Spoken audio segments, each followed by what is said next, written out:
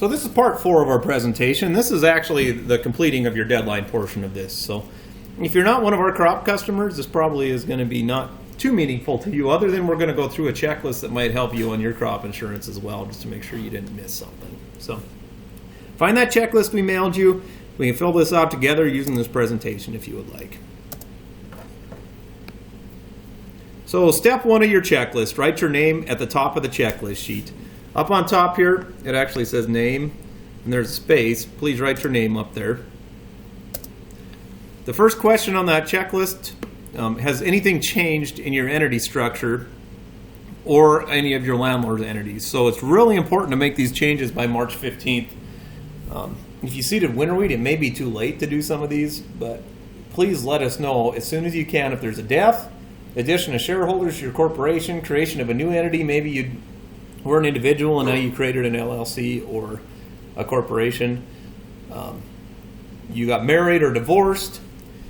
And then on these slides, it'll say, please click 1 when you completed this section. Don't worry about that. That was for the meeting portion of this. So the next thing is, please mark in your checklist whether you understand enterprise and optional units. Remember that enterprise units throws all the crops or all the type of one crop on the farm together into one big unit for a big discount. If you leave it in optional units, you can get paid more or less section by section if one chunk of the farm doesn't do very well. So enterprise units is going to throw all that crop together into one big pot. Leave it in optional units.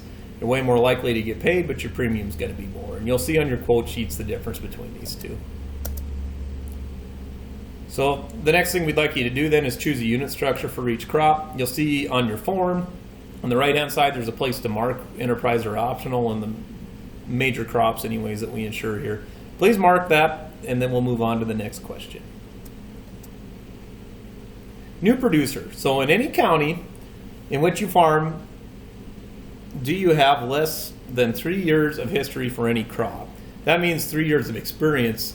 It may be that you don't have history on wheat, or not wheat, let's say canola, on your crop insurance, but you grew canola back in the 80s. And we need to know that so that we can fill out a form to get you the best possible yields if you do canola going forward. If you seeded canola in the 80s and we can't come up with the yields for it, we're going to have to fill out some paperwork and send it in to the government, basically asking them to give us an exemption and give you 100% of the county average.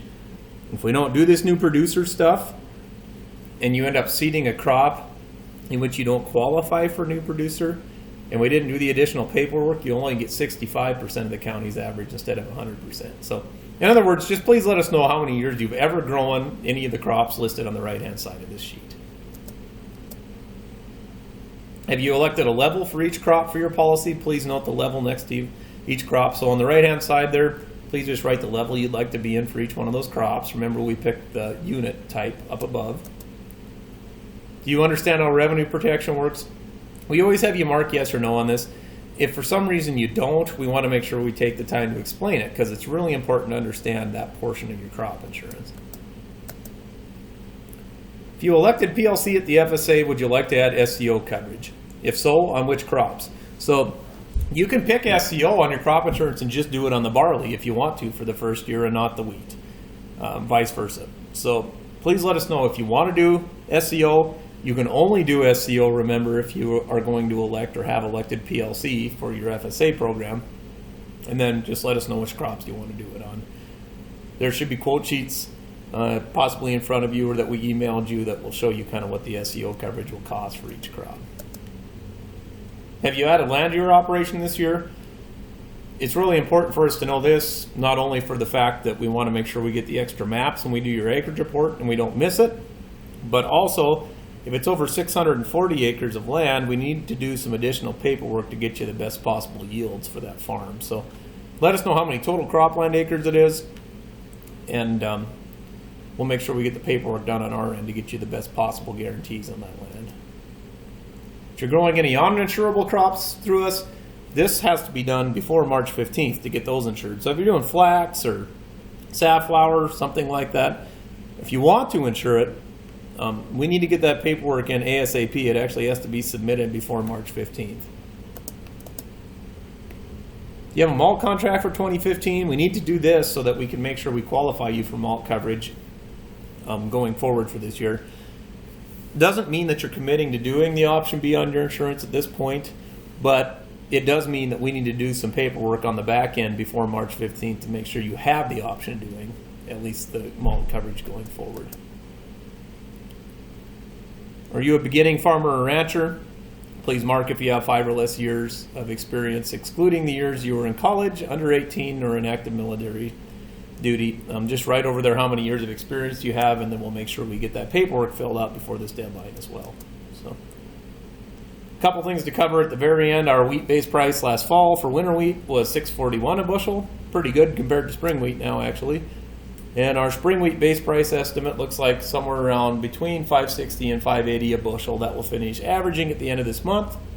That's what we're going to use for your crop insurance guarantee. And on the barley, probably somewhere around $3.60 a bushel. That's based off the corn futures, and that looks like that's probably pretty close to where that's coming in at now. So both prices will be averaged at the end of February. If you have more questions on that, this should be close enough anyways for you guys to choose levels. So, thanks so much for coming to our online meeting. Since you're watching this, you probably didn't make our meeting at the Lutheran or Methodist Church in Sunburst, but we very much appreciate you taking the time to watch this online. If you have any questions, please call us. We will post those PLC prices, remember, on our website at kwsunburst.com. And thanks so much for watching.